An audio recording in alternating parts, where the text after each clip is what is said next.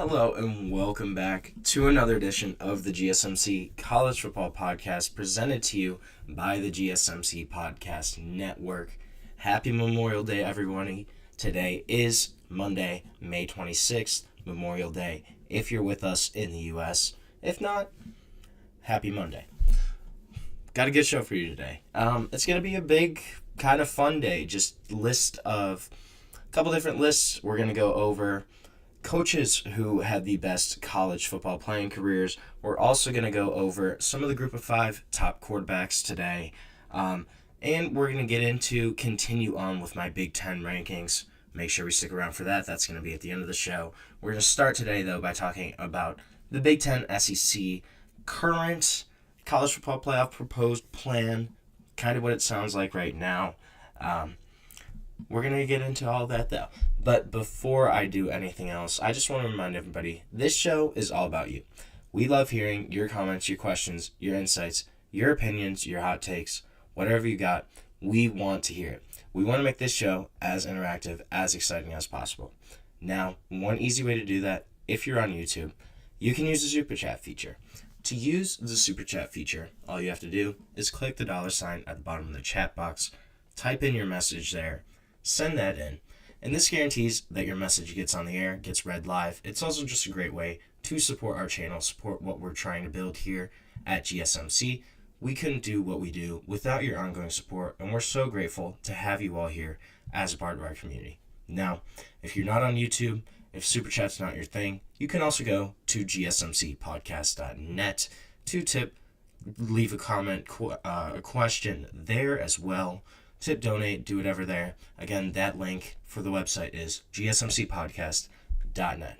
Now, I want to dive into college football playoff new proposal from the Big Ten, the SEC. Now, this has been something that we've kind of seen throughout college football, where we've seen this kind of Big Ten SEC takeover of sorts, and this idea, it's kind of coming to fruition. It might be happening sooner rather than later now.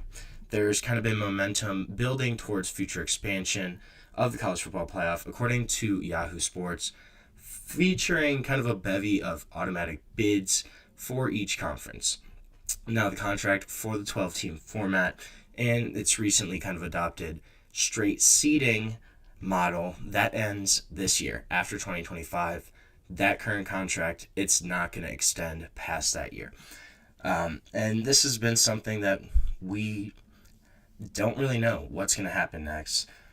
Power Conference commissioners, they've kind of met earlier this month with future playoff formats being discussed. That's the main topic of conversation right now. And there's kind of been, quote, growing support for the Big Ten and the SEC's proposal.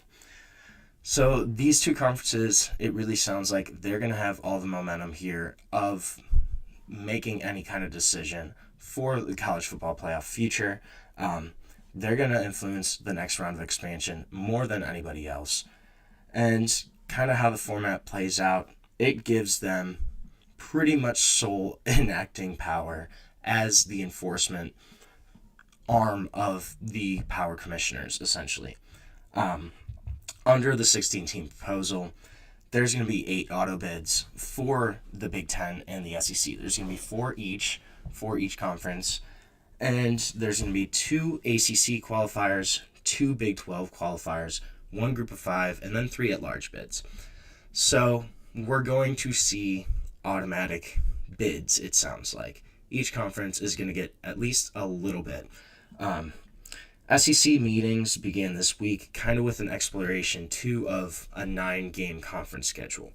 That's something that's been on the front burner of conversations around the SEC, and that's something that the Big Ten does already. They do a 9-game conference schedule. Everybody kind of wants the SEC to follow suit right now.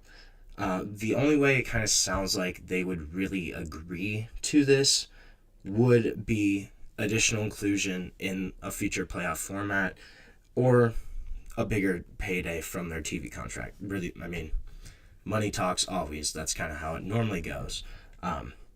Excuse me 1 second. I apologize. I'm going to be right back on this show. My allergies are acting up I'm going to take 1 minute, and I'll be right back here on the GSMC College Football Podcast.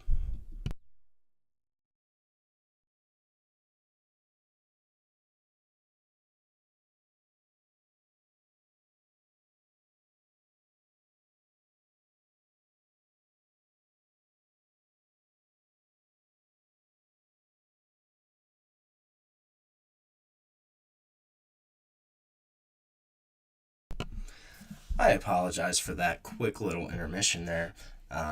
It's allergy season here in Ohio. Always kind of gets you in the spring. But we're moving on. We're going to push through. And it sounds like, so the SEC and the Big Ten, they're really kind of pushing this entire conversation. The 4 automatic bids for each conference, it kind of seems like that is a huge sticking point right now. Both the SEC and the Big Ten, they really want this. They want to make sure that they have a guaranteed number of spots in the playoff each year. And it's something that they can kind of force the other conferences to agree with, right? When they had that meeting last year, when they were able to kind of get pretty much everybody throughout the FBS to agree to, hey, you two are going to lead the conversations around the college football playoff. You two are going to be the big decision makers here, and Tony Petitti, Greg Sankey from the Big Ten and the SEC, they kind of gave these two guys all this power. So they can ask for this. They can go, hey, we want 4 bids each. We're not going to do anything else. We're not going to change this format unless we get this. And they kind of have the power right now to do that because they were given it, essentially, by the other commissioners last year. It's going to be interesting, though, too. There's also discussions around play-in games, what's going to happen there. And especially with the Big Ten and the SEC. So essentially kind of how this would work is they would have play-in games during conference championship weekend every year. And those would determine the other auto bids. So essentially what would happen is the 2 teams who would appear in the league championship in that game, those would be 2 of the auto bids kind of regardless.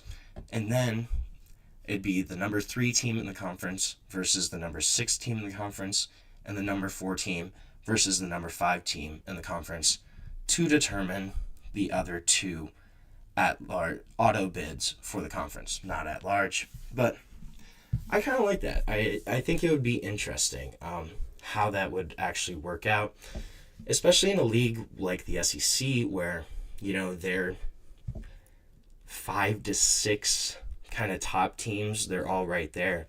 You look at last year, Alabama, Ole Miss, South Carolina were all in that 15 kind of ish range, but they would be the 3, 4, 5 teams from the SEC, and then you have a team like Texas A&M kind of.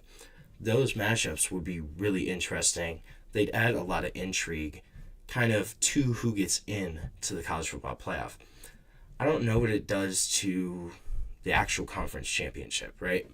At that point, does winning the SEC, does winning the Big Ten, does it even kind of bring anything to the table? I don't know. I think it wouldn't really matter, right, at the end of the day, because even if you get to the conference championship, you're still guaranteed a chance to win a national championship. You're still guaranteed a spot in the playoff. So at that point, does winning the conference really matter? I guess for bragging rights, maybe, but besides that, kind of, there's no inherent advantage at that point. You may get a top 4 seed and a bit bye at that point, but besides that, there's really no big advantage, I would say. Another kind of interesting tidbit here with this is both the SEC and the Big Ten are in favor of the idea of a, quote, double bye for the number 1 and the 2 seeds. So how this would work in their proposed 16-team bracket, the first round would consist of 2 games. The 16th seed would play the 13th seed, and then the 15 and the 14 seed teams would play each other. Those 2 winners of those matchups would then move on to the second round. So the 15-14 winner would play the number 4 seed at their home field, and then the 16-13 winner would play the number 3 seed at their home field. And then the other second round matchups would be 10-7, 11-6, 9-8, 12-5, kind of rounding out the slate. That's kind of interesting. I guess it does make sense. If I was a number 1-2 seed, though, I don't even know if I want a double bye. If you think about it, all 4 teams that had a bye last year lost. If you get 2 of those weeks off, you won't be playing football for a month, essentially. And that's a long time to kind of be off. In a sport that's so intensive, so much on your body physically, taking that much time off and then having to come back and get back in that swing of things of just the physicality aspect, that's a big time gap. Would you really want to not be playing for a month, essentially, if you're the 2 seed? I don't know if I would want that personally. I would probably rather be one of the 3 or 4 seeds and, you then play a team that already played a first round matchup. You play a lesser ranked opponent, and yes, you're not getting that second bye, but still at the end of the day, it probably evens out a little bit, I would think. And that kind of ties into the title game conversation. If it kind of played out like last year, right, where the top 4 seeds are the winners of and the runners-up of the Big Ten and the SEC, if you lose the SEC or Big Ten championship, you're a Georgia or a Texas, something like that, and you're then the 3 seed because you lost the conference championship, it would kind of almost be better at that point, I would think, from my kind of perspective. So what's the incentive of winning your conference? I don't know. I don't really think. It's going to be interesting to see how that kind of plays out too. This whole idea of what it does to conference championship games. Does it even kind of move the needle at all? I think that's going to be an interesting part of it. 16 kind of seems like the sweet spot. It kind of seems like everybody's happy with 16. 14 really had a lot of momentum at some point, but it seems like 16 is the sweet spot. It kind of gives access to everybody and kind of alleviates a lot of the issues with the 12-team format. Tony Petitti pretty seems dug in really on this idea of automatic bids. Sankey's not going against him, so it seems like this is going to be something that's going to be pushed forward as well, is the idea of the automatic bid, how we're going to get there. And this agreement's going to kick in 2026, so obviously we have this year, but after that, we're not sure. Nothing's agreed upon. This is just kind of one of the ideas being thrown around, but it seems like this is getting a lot of momentum at this point in time. We're going to have to see how it all shakes out. We're probably going to end up seeing 16 teams in the college football playoff sooner rather than later, though. So right now, we are going to take our first break of the show. When we come back, we're going to talk Big 12. We're going to talk about some of the best rivalries in a conference where a lot of rivalries got lost over the past few seasons. We're going to talk about some of the good ones, some of the ones that this conference still has. So stick with us. We'll be back on the GSMC College Football Podcast. I feel like I'm losing my mind. Is everybody in the world blind?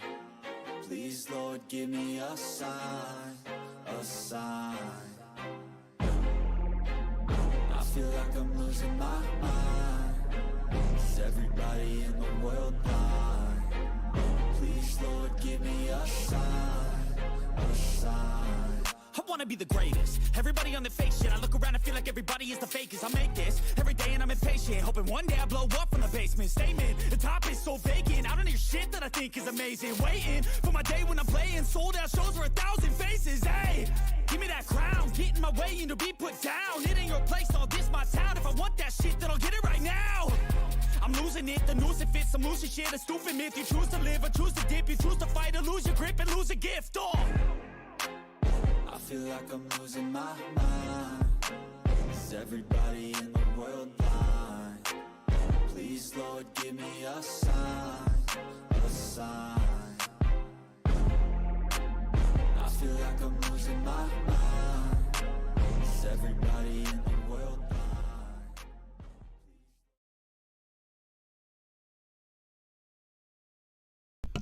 Welcome back to the GSMC College Football Podcast, presented to you by the GSMC Podcast Network on this Memorial Day. Happy Monday, May 26th, to everybody out there. Have a good show for you today. So just talked a little bit about kind of the Big Ten SEC 16-team college football playoff proposal. We're going to move on. We're going to talk about the Big 12 right now, and we're going to talk about some of the rivalries in the Big 12.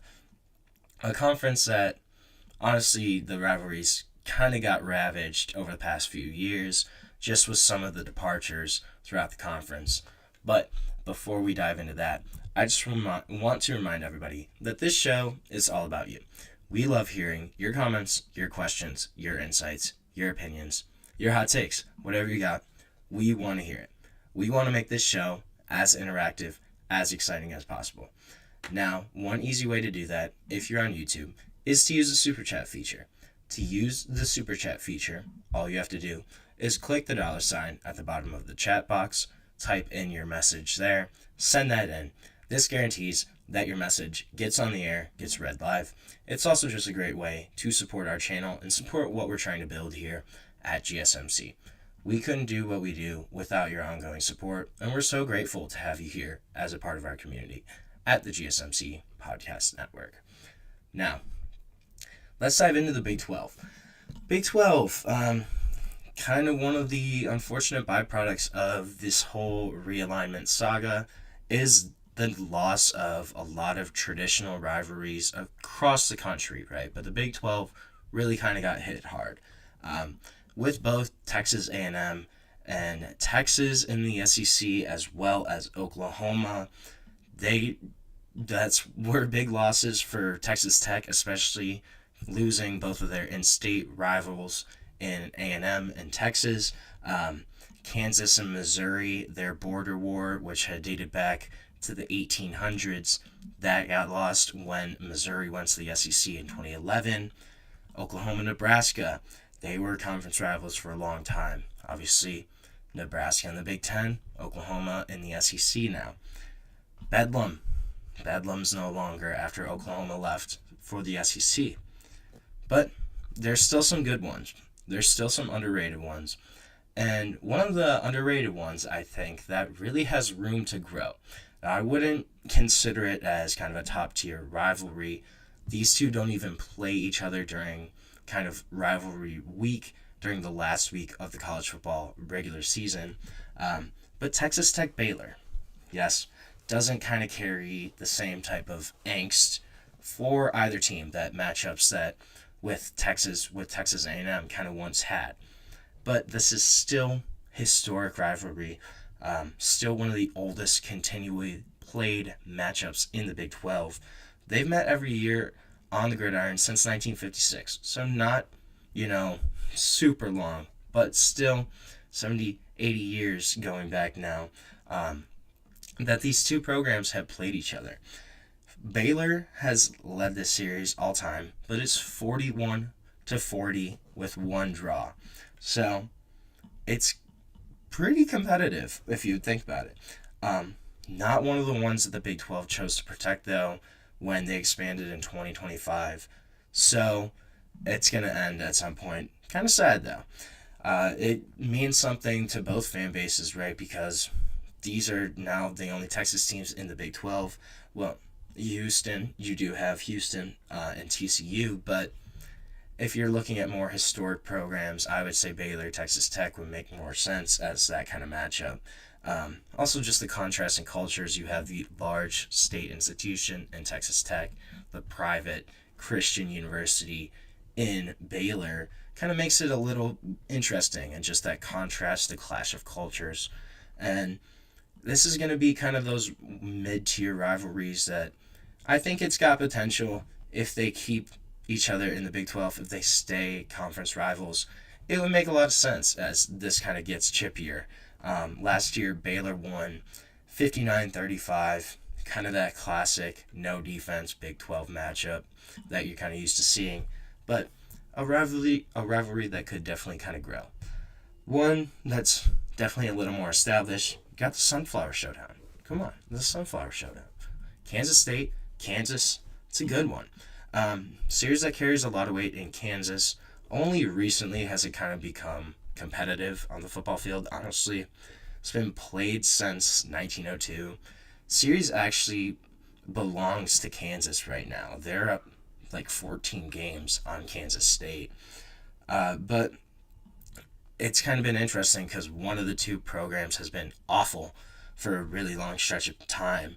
So the series hasn't been super intriguing. Not all Kansas's fault either. There's a time when Kansas State, they were the laughingstock of football at one point. Not Kansas. Before Bill Snyder took over, the Jayhawks really kind of dominated this series, and then it kind of flipped on its head. But now, both programs kind of on stable footing. Kansas State, I think, definitely in much better of a position than the Kansas program is, but kind of a rivalry that's intriguing for the first time and maybe ever. If they both continue on their current trajectory, this could be one of the more fun matchups in the Big 12 as it kind of grows into its own league. Last year, Kansas State won 29-27. Game was capped with a drive where they kicked a field goal with like a minute and a half left. So an intriguing matchup on the field, one that could definitely grow. Now, another one that Kansas State is involved in is Farmageddon. Farmageddon. What a great name for a matchup, too. Is Farmageddon. So clever. That's an awesome rivalry matchup name. But this is a series that goes back to 1917, over 100 years. One of the most even rivalries in the Big 12. Cyclones lead 53-50 with 4 ties throughout this series. But it's kind of been a series with long winning streaks. From 1994 to 2003 and 2008 to 2017, Kansas State had 10 wins in a row during that time. And then ISU did that in the 40s, from like 43 to 52. This game, though, it was played during the Spanish flu, during both World Wars, during COVID. It's been played for a long time. But it's not going to be a survived matchup, which is brutal. It's going to have its first break in 2027, so we still have a couple more years of Farmageddon. Last year, Iowa State won 29-21, kind of jumped out to a big lead, took it into halftime 24-14. They ended up kind of just maintaining it. This year, matchup is week 0, August 23rd, in Dublin, Ireland, at Aviva Stadium. It's going to be a good one. These teams are both going to be really solid this year. Iowa State won 11 games last year. Kansas State has had multiple seasons of 9+ wins under Chris Kleeman. Going to be a really competitive Big 12 matchup. This is going to be an exciting one this year, though. And we're going to have some Farmageddon across the pond in Dublin, Ireland. It's going to be a good time. Another good one. We got Arizona State, one of the still traditional kind of rivalries, playing for the Territorial Cup. And this is a great in-state rivalry, one that is protected by the Big 12, thank the Lord. A series that dates back to 1899. All-time, Arizona holds 51-45-1 record. A really tight series. Arizona State became a 4-year school in 1925, so only 100 years ago. And since then, the only years that the rivalry wasn't played was from 1938 to 40, and then 1943 to 1945 during World War II. And it's interesting, Arizona can actually attribute this series to the era before the start of World War II. From the start of the century to like 1937, Arizona went 15-1 against Arizona State, but in the modern era, Arizona State's really kind of had the edge.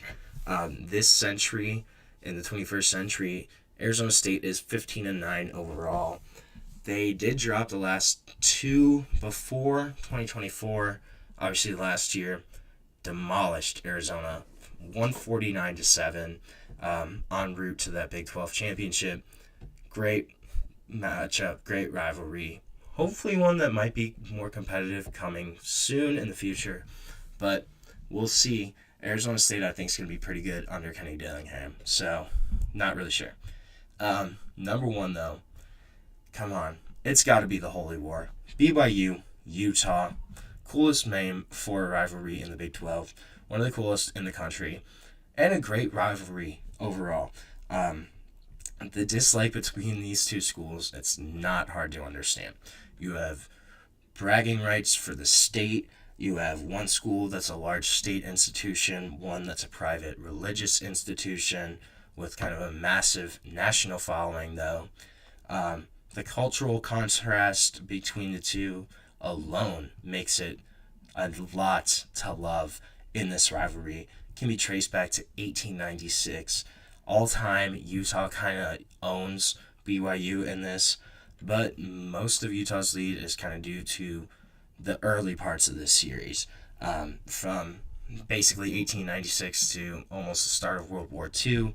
Utah went 18 wins, 0 losses, 3 draws against BYU until BYU finally won in 1941.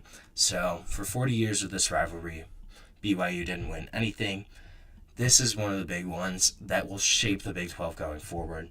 This is one that's kind of born to be a staple of the new Big 12. Last year, BYU wins 22-21 on a game-winning field goal, 44 yards out from Will Ferrin, 3 seconds left. Absolute classic. This is a matchup that's going to continue being great moving forward. A rivalry I'm super excited to see this year. After Utah kind of had a rough year, they should be bouncing back this year. BYU is going to be strong again. We're going to see another great edition of the Holy War this year. It's going to be a lot of fun. We're going to see some good big-time matchups in the Big 12 in 2025. Right now, we're going to take another quick break on the show. When we come back, we're going to talk Group of 5. We're going to talk to some of the Group of 5 quarterbacks, some of the ones that I really like, and kind of what's going on with them, what they're all about. So we're going to get into all of that when we come back on the GSMC College Football Podcast. Looking for your daily fix of sports talk without having to pay for it? GSMC Sports Network is available on YouTube. Just search GSMC Sports Network.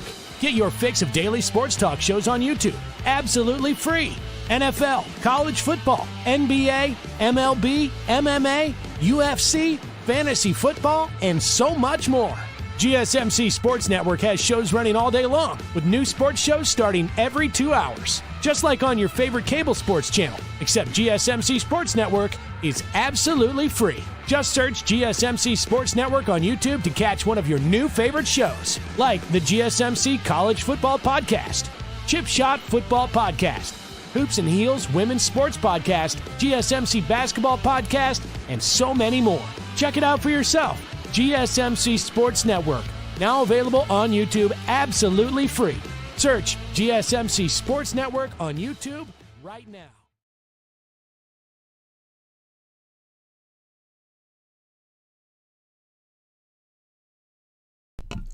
Welcome back to the GSMC College Football Podcast, presented to you by the GSMC Podcast Network. Happy Memorial Day, everybody. Today is Monday, May 26th. Have a good show for you today. Going to continue on by talking about the Group of 5. Talk about some of the quarterbacks that I really like out of the Group of 5 this year. One of those guys is Braylon Braxton.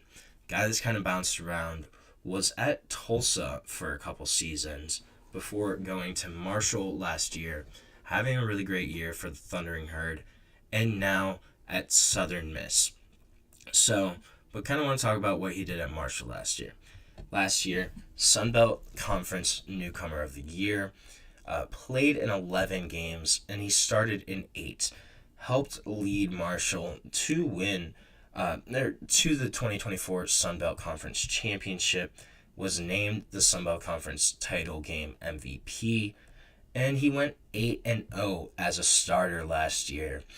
Threw for 1,600 yards with 19 touchdowns, only 2 interceptions on the season, and averaged about 150 yards per game in passing. Also was second on the team in rushing, 600 rushing yards on 134 carries, 4 touchdown runs, guy that averaged 55.5 rushing yards per contest. So a dual threat guy, a guy that was ranked top 40 nationally in following the league championship in passing efficiency. He was number 16 in the country. He was number 25 in yards per completion, number 39 in passing touchdowns in the nation. Against the blitz, one of the best in the country. Guy that had a 94 QBR in the nation, best among returning quarterbacks, 8 touchdowns against blitzes, 0 interceptions, and 10.5 yards per attempt when being blitzed. So a guy that can evade all types of pressure, guy that's cool, calm, and collected in the pocket, knows what to do, knows how to exploit matchups, and how to find those guys that are open. When somebody's blitzing, there's going to be somebody open downfield. He's able to find that guy that's open downfield, get it to that guy that's open, and make some plays happen. A guy, too, that when pressured, he was a great quarterback. A 59 QBR, trailed only one other quarterback in the group of 5. This is a guy that really knows how to play. Had 3 games in which he threw 3 touchdowns, no interceptions. And in the college football playoff era, also had less than 220 passing yards in that game. So those combination of stats. 3 touchdowns, no picks, less than 220 passing yards. In the playoff era, only 3 other quarterbacks have done that. This is a guy that has some special skills, that's able to make plays without kind of forcing it. He's able to do a lot of different things. Going to be interesting how he performs at Southern Miss as they kind of switch gears, hired Marshall's head coach. I think Braylon Braxton at Southern Miss is going to be really intriguing to watch. Another guy, too, I think Tucker Gleason from Toledo, a guy that had 2,800 passing yards last year, 24 touchdowns, 8 interceptions, 60.5% completion percentage. Not bad. I always want to see a quarterback probably complete at least 63-64%. Just for me personally, that's kind of like my little benchmark. But you can't complain with above 60. Second in the MAC in touchdown passes, though, and in total offense. This was a guy that also was 4th in the league in passing efficiency. And then, too, kind of a dual-threat quarterback. 2nd on the Rockets in terms of rushing yards and led the team with 7 rushing touchdowns last season. So, able to kind of use his legs when necessary. Had a couple games, too, against some bigger Power 5 opponents in which he really performed well.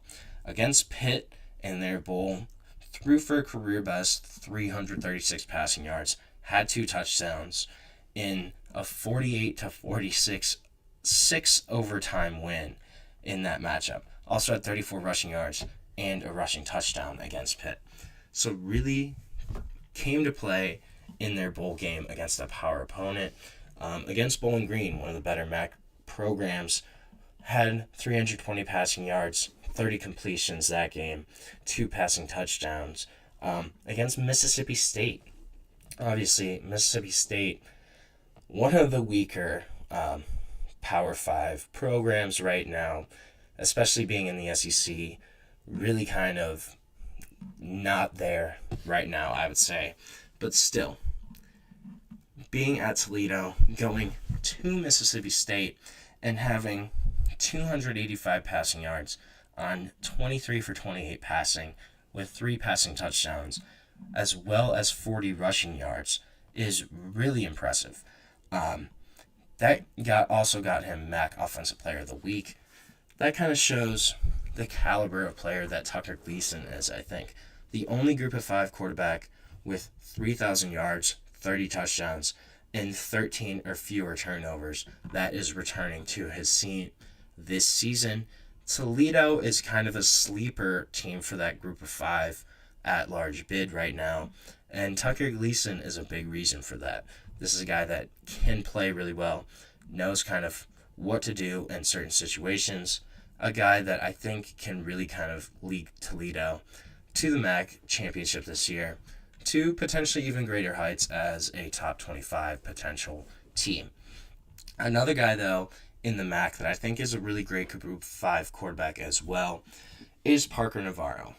This guy, 2024, 13 starts for the Bobcats, 2,400 passing yards, and this is a guy that completed 66% of his passes, had 13 passing touchdowns, but also the rushing numbers here. 1,050 rushing yards on 116 attempts with 18 rushing touchdowns as a quarterback. That's pretty impressive. 4-time MAC Offensive Player of the Week, 1-time Male Scholar Athlete of the Week, a guy that was the MAC Championship Offensive Player of the Game, MAC Second Team All-Offense quarterback, was the MVP of their bowl game this year in the Cure Bowl, and a guy that some of his other stats are really kind of impressive. In the fourth quarter last year, Parker Navarro completed 77% of his passes, averaged 9.8 yards per attempt, and posted a QBR of 96, which was the best mark of any quarterback in the country. So this guy, when the lights were brightest, when the moment mattered most in the fourth quarter, Parker Navarro completed 3 out of every 4 of his passes, had 10 yards pretty much per pass he threw, and was the best quarterback rated throughout the country in the fourth quarter. That's super impressive. It doesn't matter if that is in the MAC. Those stats, that means you can play anywhere. That shows that you are a big-time quarterback. You can play when the lights are brightest, when the moment's the biggest. Parker Navarro is a guy that can really showcase what he can do, and he brings his best during that time. That's a trait that can play anywhere. That's something that makes Parker Navarro one of the better group of 5 quarterbacks, I think. Another guy, a legacy, Owen McCown, UTSA. Really great quarterback for Texas San Antonio last year. 3,400 yards passing, 25 touchdowns. Also had 340 yards on the ground, 3 rushing touchdowns. So 3,700 total yards of offense. A guy that was the Myrtle Beach Bowl game MVP, passed for 434 yards, a school record, and 4 touchdowns at Tulsa. Opened the season by throwing for 340 yards, 3 scores over Kennesaw State. Threw for 340 yards, a pair of touchdowns against Florida Atlantic. This is a guy, and the Memphis game too, 280 yards, 4 touchdowns in a 44-36 win over number 25 Memphis. This is a guy that can put up some crazy big-time numbers, can explode for a big-time offensive performance pretty much at any time, and a guy that can kind of do it both. You look at his North Texas game, 379 yards passing, 2 touchdowns, also adding 88 rushing yards on the ground. He can get yards with his legs when he needs to, but this is a guy that can put up some big-time numbers in the passing game. Really impressive as a prospect there, and a guy that's kind of in elite company right now. If you look at quarterbacks returning to the same team this year, who posted a QBR of over 60 through 25-plus touchdowns and 10 or fewer interceptions, there's Cade Klubnik, Rocco Becht from Iowa State, Sawyer Robertson, Baylor, Avery Johnson, and then Owen McCown. This is a guy that can put up some big-time numbers that really kind of puts him in the company of some of the elite quarterbacks in the country. A guy that I think can do a lot. Another guy I'm kind of looking at is Caden Veldkamp, Florida Atlantic, a guy that with Western Kentucky last year really had a great season. 3,100 passing yards, 25 touchdowns, 10 interceptions, and a guy that his most productive game, he threw for almost 400 yards at Middle Tennessee, also throwing for 5 touchdowns in that contest. Is a lot better against man coverage than he is against zone. 9.9 yards per pass, 13 touchdowns, 1 interception against man coverage, but 7.2 yards per pass, 5 touchdowns, 7 interceptions against zone coverage. So needs to get better against zone coverage. If he can kind of work on those reads, if he can improve that and keep that man coverage performance, this is a guy that really has some high potential. 6'6", can do a lot. But Caden Veldkamp is definitely another guy that I'm going to look out for this upcoming season. So right now, we're going to take another short break. When we come back, we're going to do kind of a fun segment. We're going to talk about which coaches in the college football universe were the best college football players. We're going to dive into that, though, when we come back on the GSMC College Football Podcast.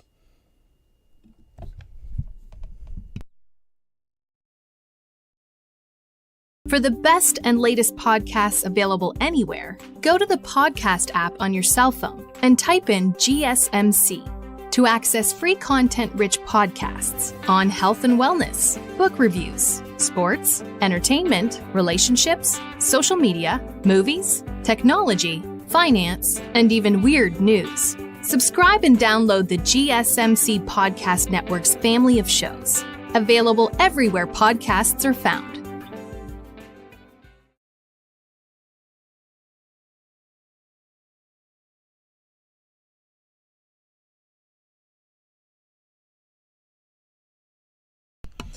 Welcome back to the GSMC College Football Podcast, presented to you by the GSMC Podcast Network.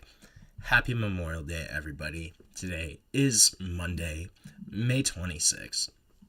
Had a good show for you so far. We're going to do kind of a fun segment right now.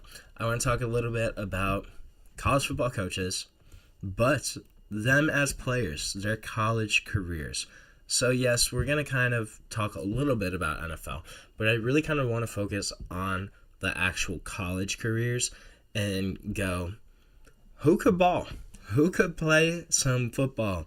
Who, can back up their words when they're talking to their players saying, oh, I could do this back when I was your age. Who actually could? This class 2 is kind of ranked. There's a lot of guys, especially with one of the guys that just got hired in the FBS. There's some depth here. There's some big-time performers. So there's going to be guys I'm going to miss. There's no doubt about it. I'm only going to talk probably about 7 or 8 of these guys. But I don't know. I just thought it'd be kind of fun. Kalen DeBoer, too, shout out here. This is a guy that did not play anywhere at a big-time university. But if you look at his stats at the University of Sioux Falls in Sioux Falls, South Dakota, this dude was like Bo Jackson. I'm not kidding. Hit 520 in baseball in 1998. Finished as a 492 hitter with records for average, home runs, hits, and RBIs. Okay. And then, that's baseball, right? Then, in football, Kalen DeBoer, All-America wide receiver at Sioux Falls in 1996, helped Sioux Falls to their first NAIA Division II national championship that year. And then as a senior, this dude also set the team record with 99 receptions for 1,372 receiving yards. Okay, Kalen DeBoer. All right, dude. And then also professionally played in an indoor football league briefly, albeit, but still. Okay, Kalen DeBoer. Man, 520 though, 520, that's pretty insane for baseball average. That's ridiculous. Mario Cristobal, Miami head coach, and this is a guy that, if you're being recruited by Mario Cristobal, he says, come to Miami, I'd be like, all right, yeah, fair enough.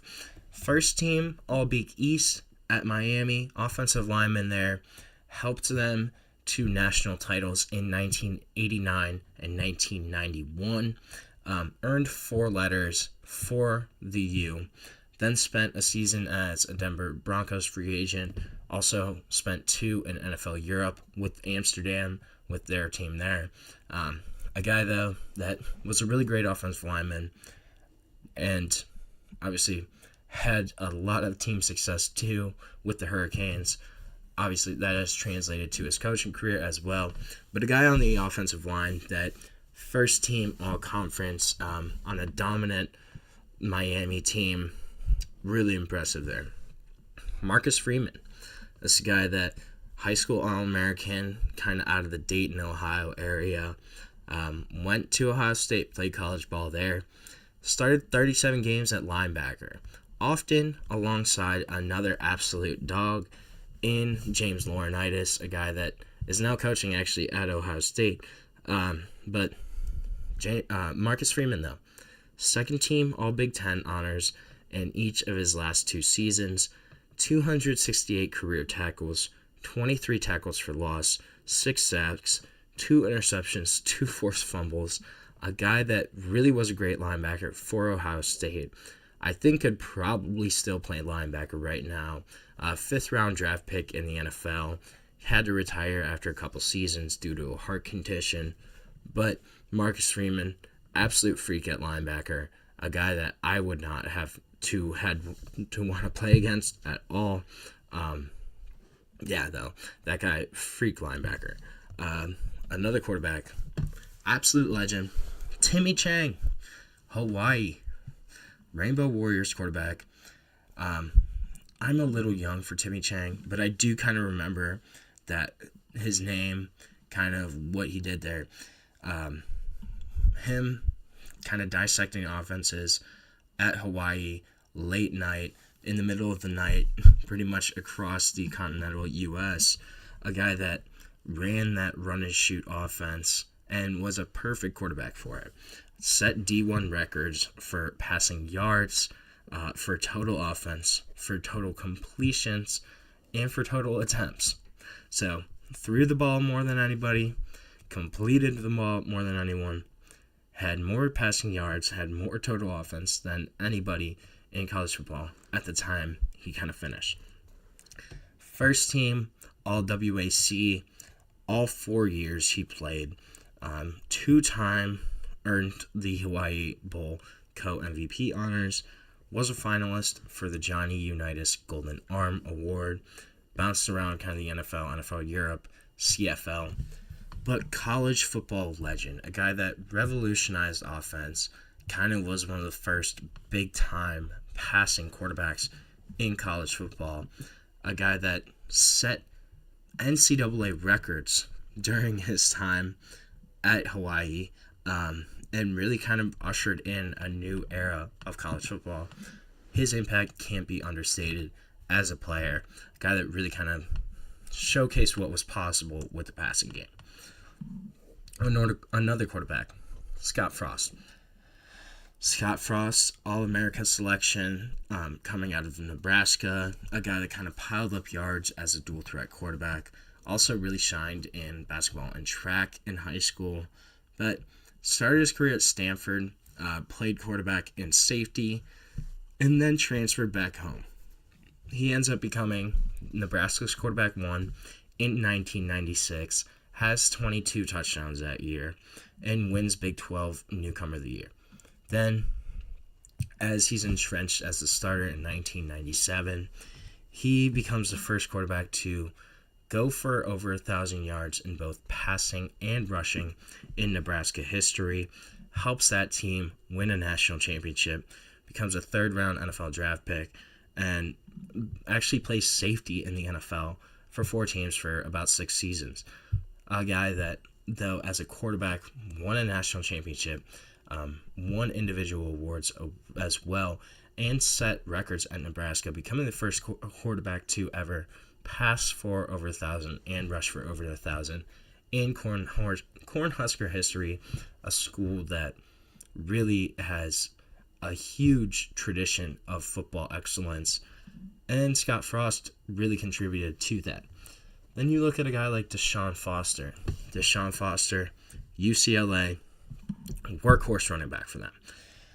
Led the school with a team record in career carries and ranked in the top 5 at UCLA for career touchdowns, rushing yards, and scoring. As a senior, led the Pac-10 in rushing yards per game, had 138 rushing yards per game, and scoring, and also in all-purpose yards, averaging 155 all-purpose yards per game. Twice was a first-team All-League recipient, second-team All-American selection in 2001, guy that was a second-round draft pick by the Carolina Panthers, 6 NFL seasons, had a 33-yard touchdown against the Patriots in the Super Bowl, and was inducted in the UCLA Hall of Fame.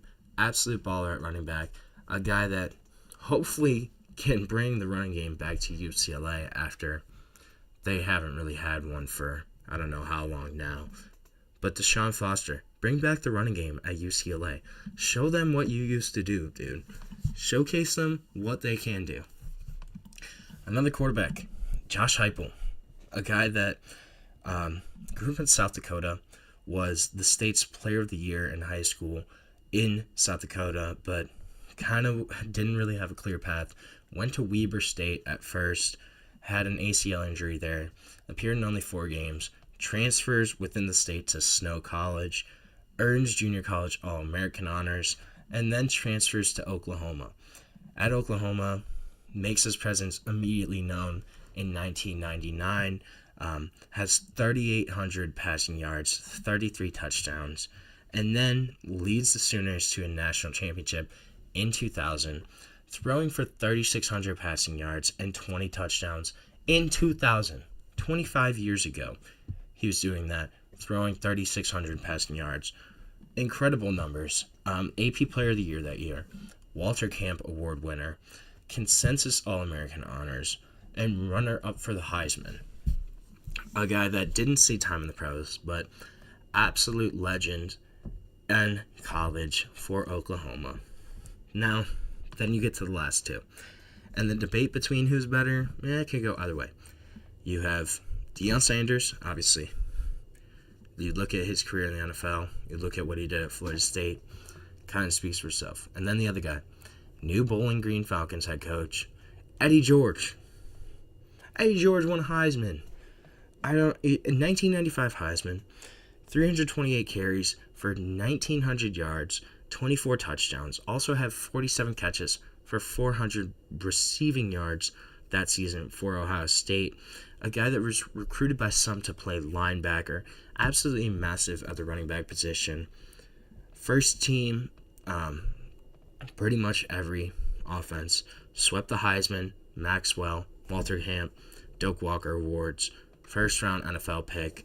A guy that won Offensive Rookie of the Year, made 4 Pro Bowls, had a really great start to his pro career.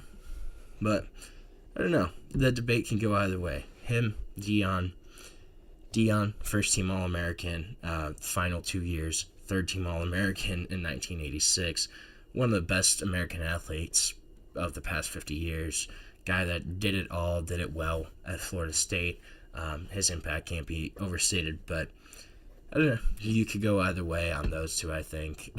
That's a fun debate. I might lean Deion Sanders, but Eddie George is certainly a completely valid option there. So right now, we're going to take our last break of the show.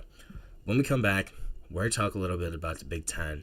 We're going to continue on with our Big Ten rankings, but we're going to dive into that when we come back on the GSMC College Football Podcast.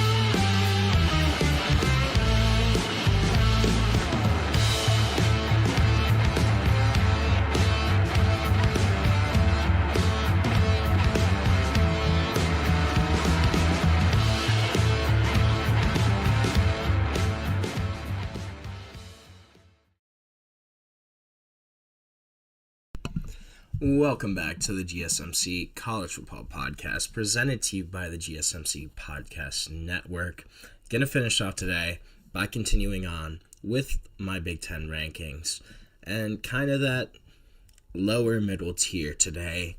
So we're gonna start at 14. I think it's Wisconsin right now, and kind of starting to look like it might take Luke Fickell a little longer to bring Wisconsin back to the top of the Big Ten hierarchy than any of us had originally thought of or originally kind of planned out when Luke Fickell took the job in Madison. Most people kind of expected this to be an instantaneous turnaround. This was a guy that, when he took over at Cincinnati, really kind of led that program to heights it hadn't seen since Brian Kelly was the head coach almost 15 years before. Led Cincinnati to the college football playoff when it was still a 4-team playoff, had an undefeated season there in the regular season, had a couple first-round draft picks in Sauce Gardner. Desmond Ridder was a third-rounder, but a guy that, again, got a chance as a starting quarterback in the NFL. A lot of people kind of expected when Luke Fickell took over Wisconsin, that change would be pretty instantaneous. The Badgers, though, have disappointed. The vibe just kind of seems off, it seems like. There's been sweeping changes made to this roster, to this coaching staff, which honestly, that's the kind of thing, though, that happens when a coach who's expected to take off right away is off to a 12-13 start over his first 2 seasons. And the problem that you face this year with Wisconsin is you expect the football team to be better, right? But they face a schedule that it could lead them to a much similar record than people expect. To that 5-7 record that they had last season, it could be very easily something similar. Perhaps even one that's worse. This isn't a super talented, deep Wisconsin roster. They're very unproven. Having new coordinators coming in, having the difficult schedule they do, I just think there's too many question marks to have them any higher than 14 right now. I wish I could. I like Luke Fickell a lot, but they got to prove something first. And right now, it doesn't look like they're going to be able to. Rutgers. I think Rutgers is 13, though. And it seems kind of crazy to have Rutgers ranked ahead of Wisconsin, but it kind of feels like that's where it's headed this year. They were a big surprise in the Big Ten last year for people not really paying attention. Greg Schiano, since he's kind of taken over, Rutgers has slowly risen their profile to a program that's not as easily overlooked any year.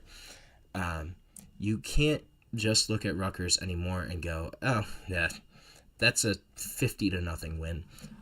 You can't do that. They're much more of a program that you have to kind of look at and say, hey, this might be kind of a tough matchup. And that's a testament to what Greg Schiano's done, that their profile has been raised even that much, I think. They certainly can take a step forward this year due to adding some continuity. You still have your quarterback coming back. You still have Schiano there. But the schedule isn't a favorable one. Last year, I think they kind of had a better schedule just the way it shook out. Last year, though, they finished 6th in the Big Ten in terms of points per game last season. If that's a team, they were really kind of one touchdown, one wild Illinois game away from going 5-4 in the conference and finishing 8-5 overall. Not 7-6. It's a lot better taste in your mouth that 8-5 just gives you. Schedule's not friendly this year, but the Rutgers Scarlet Knights, they're firmly kind of in that middle tier of the Big Ten. They're going to surprise some people. They're going to win games that they probably wouldn't have in years past, and they're going to be a really solid football program. But I think that probably 13 is pretty reasonable for them right now. Then at 12, I have UCLA. UCLA, they can certainly be farther down this list. I think in terms of actual talent on their roster, they probably are closer to 14 or 15. But you add Nico Iamaleava the biggest storyline of the spring transfer portal is Nico going to UCLA, spurning Tennessee. And if he actually plays to his potential, UCLA could make some noise. I'm not going to say they're going to be really great, but they could definitely be in for kind of a wild ride this year. He's a really great quarterback, and there's going to be a ton riding on him, certainly, but that's kind of what comes with the territory when you have that whole scenario that played out. They were already kind of encouraging towards the end of that last season by their play. You have a first-time head coach in Deshaun Foster. He's going to go through up and downs and tough schedule, being in the Big Ten. There was a lot working against UCLA. If they can kind of work out some of those kinks of last year, there's enough talent there to maybe push for some more wins than people would expect. Nico arguably is the most talented and has the skill to be the best quarterback in the Big Ten. Whether he meets that potential, I think, is kind of determine how good this Bruins team actually ends up being. We're going to see, though. At 11, I think it's Minnesota. So, anybody that plays PJ Flex teams, they know they're not going to be an easy out. That's kind of just how Minnesota is. They're not going to win the league, but they're going to be really tough to play against. That's just kind of how it goes. When you look at how Penn State played them last year, that was a slog of a game that was just kind of brutal to watch in terms of entertainment value, but that's just kind of what you get out of Minnesota. They're going to be tough to beat. They're going to keep things close. They're constantly disrespected, overlooked, and then they make teams pay for overlooking them. You can't just chalk them up to an easy win. I think that's the biggest thing with Minnesota. So yes, they're not going to win the league, but they're going to be plucky. They're going to be tough to beat. They're going to frustrate a lot of programs that are better than them this year. Then at 10, I think it's Washington. They took a step back last year. Obviously, that was to be expected. You have Kalen DeBoer leaving, Michael Penix leaving, that core of the national title run team in 2023 gone.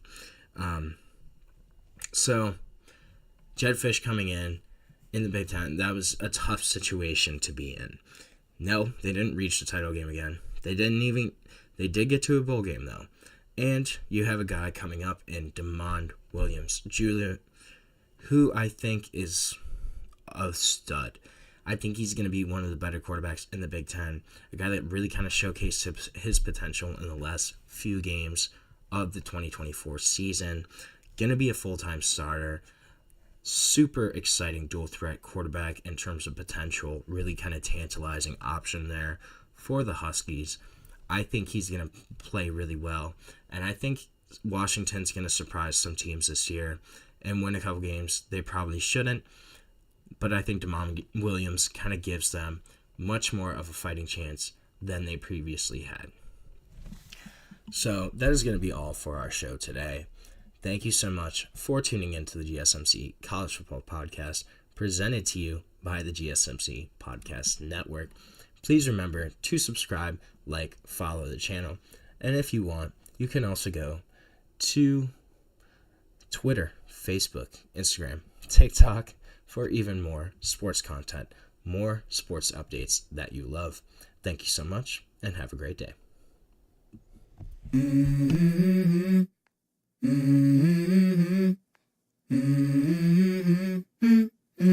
Let's go. I wake up to a little bit of drool on my pillow, feel like it's gonna be a bad day. Yeah, I'm tired of shit, and the coffee ain't hit yet, damn, ain't that great. I don't wanna go to